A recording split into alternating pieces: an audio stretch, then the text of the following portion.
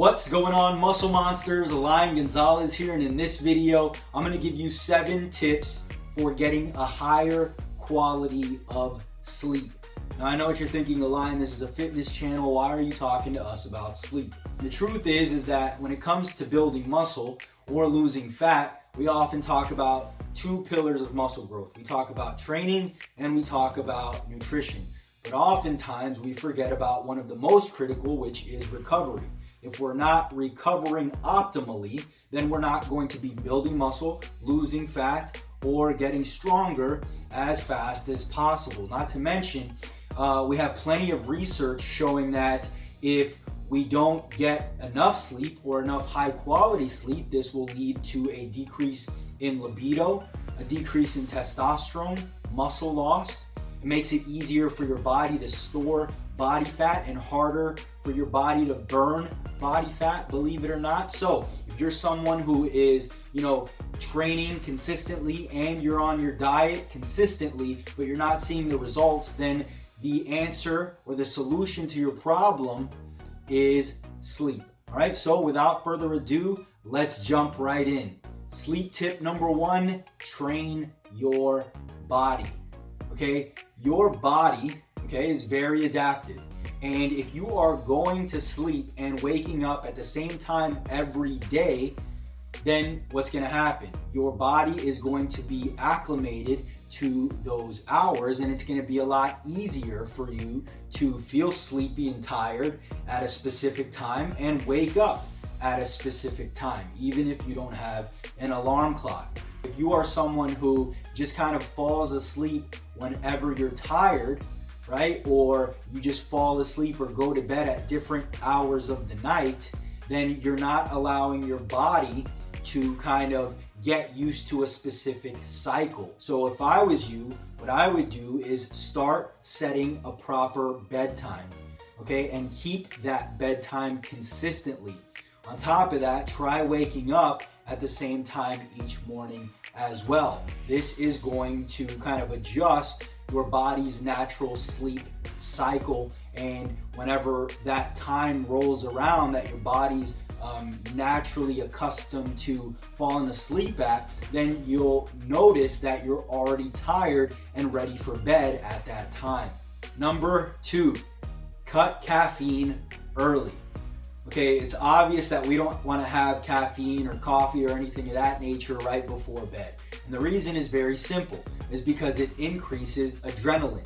And adrenaline is not something that we want right before we're trying to lay down and go to bed. But here's the deal. Research shows that whether you drink caffeine right before bed or 6 hours before bed, it still has that same negative impact. So what I would recommend is, if you're like me, drink your coffee in the morning, but cut it off around noon. Obviously, this is going to depend on at what time you go to bed, but if you are someone who goes to bed around, say, 9 or 10, then maybe between noon and 2 p.m. would be a good time to cut it off. I would recommend, I would say 8 to 10 hours before bed, no more caffeine. Tip number 3, get some blue blocking glasses. If you're like me, you're on your phone or in front of a computer or on a tablet, probably right up until right before bed. And the truth of the matter is that the blue light that these devices emit will suppress melatonin, making it not just harder to fall asleep, but harder for us to get a higher quality of sleep. So invest in some blue light blocking glasses. I have a pair myself, and I wear those if I am, working late here in the office, or if I'm just kind of posting on Instagram, or just, watching YouTube, or whatever the case may be. That way, when it's time to fall asleep, I won't feel those negative effects of the suppressed melatonin due to the blue light. Tip number 4, get 5 minutes of sunlight each morning.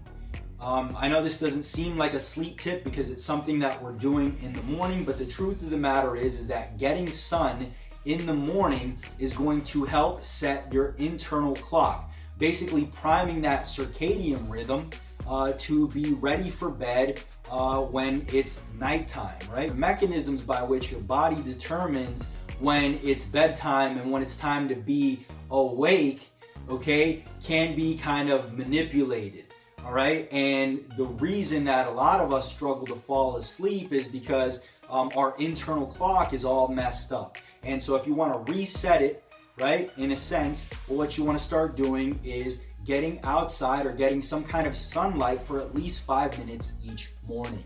Tip number 5, keep things quiet.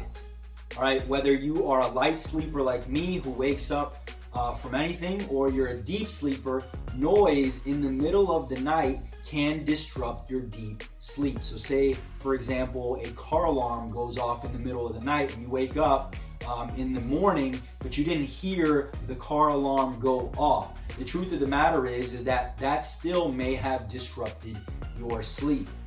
Even more so if you're like me and you're a light sleeper and you actually got up. So if you want to prevent that from happening, right, from your sleep being disrupted by noise, then get some earplugs. I know that in the beginning they may be a little bit uncomfortable. I know they were for me, but as you get used to it, okay, it's going to improve the quality of your sleep because things are going to be quiet and peaceful. Now, another thing that I actually do enjoy is white noise. So if it makes it easier for you to be calm and stay asleep with maybe rain noises, then play some rain noise audio or something like that, maybe a waterfall, any kind of white noise that will help you relax and stay asleep. Tip number 6, skip naps. Now, I'm not saying that a little 15-minute nap here or there isn't going to be beneficial or it's going to ruin your ability to sleep at night. What I'm talking about are those extended naps, the ones that will kind of confuse your internal clock. I'm sure this has happened to you. One day you get up really early, so you take a nap in the middle of the day and it lasts like 2 hours. What happens at night? You end up not being tired and you end up staying up very late, and that kind of throws off your whole sleeping pattern. So do whatever you can, again, going back to number 1, to get that sleep pattern in order. That way you don't have to worry about being tired in the middle of the day and taking these extended naps. And last but not least, number 7, don't overthink it. All right, if you are someone who struggles to go to sleep at night, oftentimes what's happening, you're thinking about the idea that you can't sleep, or you're thinking about how many hours or how little hours you have to actually sleep, and thus that's making it harder for you to sleep. You need to relax, stop overthinking it. So that's pretty much it, guys. Those are my 7 tips for falling asleep faster. I hope you found this helpful. If you did, click the like button below. And I know what you're asking, the line. I do a lot of these things, but I still can't fall asleep, or I still can't stay asleep throughout the night. Is there any, or are there any supplements that I can take that will help me? And the truth is there's tons, and I've taken all of them. Some work a little bit, some work for an extended period of time and then they stop working, and others just don't work at all.